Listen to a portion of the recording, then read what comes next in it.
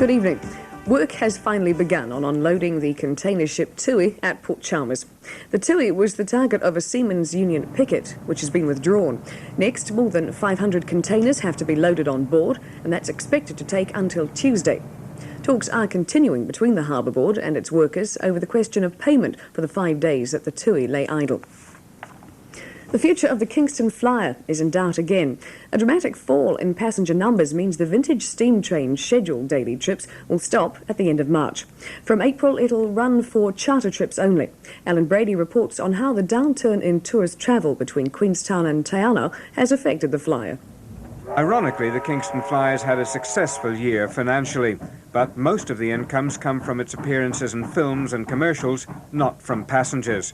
From a peak of about 30,000 5 years ago, numbers dropped to 5,000 last year.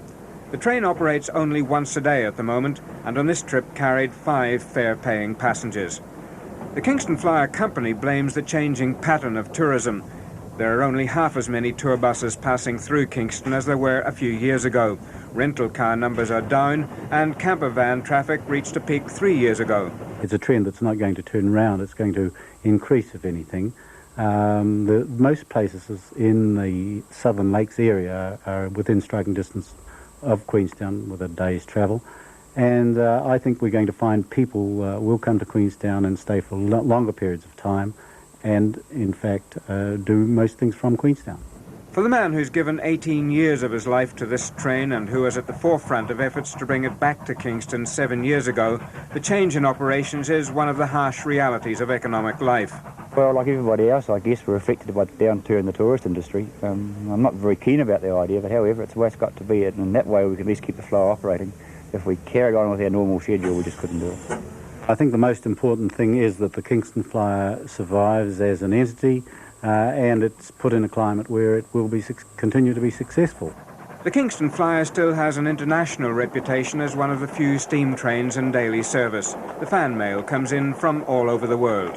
I guess the most unusual one would be from Iran. Right in the middle of a war, I get a letter from a soldier in Iran who had got a photo of the Kingston Flyer and wanted me to give him some more detail.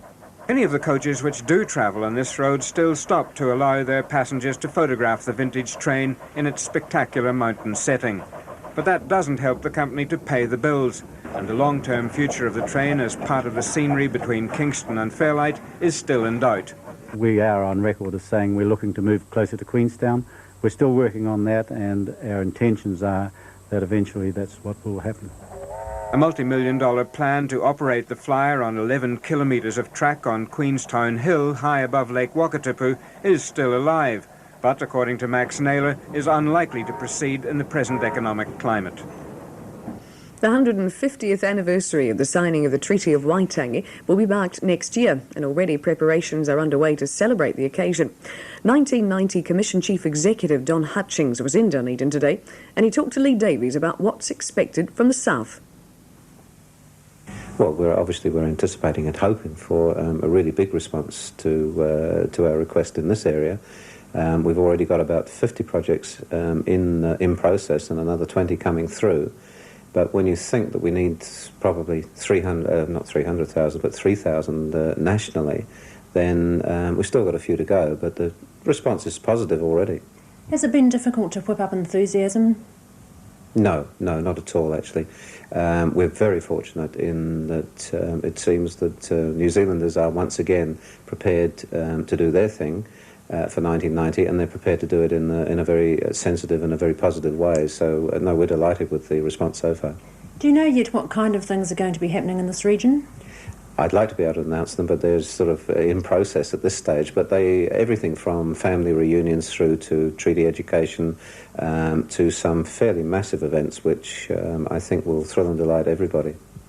And anyone who has any bright ideas for celebrating 1990 can ring the Commission's Dunedin office on 790-663. Although cruise ships are frequent visitors to some New Zealand ports, Otago's seen only 4 in recent years. Until this morning, when the big liner Europa slid into Port Chalmers. Sally Pears went along to see what luxury means on a luxury liner. In the early hours of this morning, while most Dunedinites were tucked up in bed, 400 German tourists sailed up Otago Harbour. They were greeted by tugboats and those brave enough to bear the misty chill. When the liner had docked, the passengers disembarked to be greeted with music.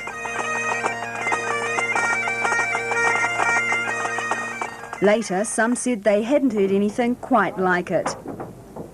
But these passengers are used to pomp and ceremony. The Europa caters for the upper end of the market. They certainly don't lack for anything on board. Spacious, comfortable rooms with everything provided. Don't even think of bringing your own bathrobe. The ship has its own television and radio station, which broadcasts live every day, as well as videos and an information service similar to teletext. The radio and television are only watched by those who can tear themselves away from the other entertainment available. This is one of the ship's 3 bars. A band plays here round the clock whenever passengers are on board. There's also a nightclub, theatre, and this huge ballroom which has a large stage show and bands performing during the cruise. If exercise is your cup of tea, there's a choice of an indoor or outdoor pool and a gymnasium, which comes complete with instructors. And if you need to wind down, try the plunge pool or have a massage. Even though the Europa is usually far from shore, the passengers don't miss out. A walk through Overdeck is like a stroll through town. Hairdressing salons, clothing, makeup, chemists, restaurants, and even jewellers. A glance at the $80,000 price tag on the sapphire and diamond necklace may give you an idea of this store's clientele. And probably if you needed to look at the price tag, you wouldn't be sailing on the Europa at all. A little lot out of my reach, I think. But as a Timaru man has discovered, it doesn't always take a lot of money to have fun. He gets his kicks by bringing a whole new slant to philately, the art of stamp collecting. Most people use albums to store their treasures, but as Michael Brown reports, no book will be big enough to house this collection. An awful lot turns up at Allan Ward's place and very little ever leaves. Take mail, for example. Like just about everything else that arrives, it's taken into one of the unusual nooks and crannies of the Ward residence. This room has a feature that may well be unique. While most collectors put their stamps in albums, Allan puts his on the walls. He puts them on the ceiling. He puts them on every conceivable piece of furniture.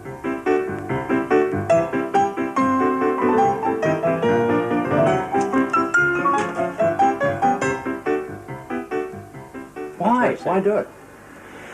Well, it's just something I've had the back of the mind for about 50-odd years. But Allan Ward's stamp collection is only the beginning. The far corners of his house are crammed with the everyday objects of last century. Even cisterns stacked like a champagne glass fountain. Yeah, well, Nisbet's, see, his manager was A.C. Fawcett. Shelf upon shelf of objects that Allan Ward never mistook for junk. In this house, just about everything is a reminder of a memory. You could get a Ford new for £215.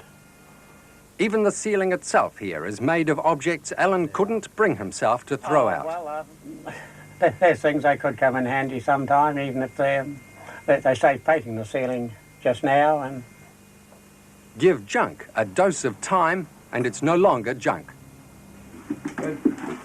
Freezing workers' boots, wartime with wooden soles. And can you believe it? A century-old agitator washing machine. These people of 100 years ago, I mean, they had as many clues, I think, as they have today.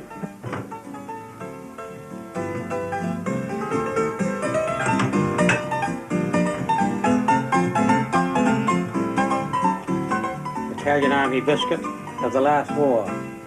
That is a biscuit? Yes, yes. As when we were prisoners of war, we got one of these a day when we were in transit. I got this after I got back to Egypt. I didn't. It wasn't one I saved. In what other private collection would you find not only ancient tobacco tins and cigarette packets still full, but a tobacco cutter complete with the old quid tobacco itself? The first question people ask at Allan Ward's place is why? How's that? And the answer hardly ever varies. Well, it might just come in handy. That's the catch cry of hoarders everywhere, but what great display ideas.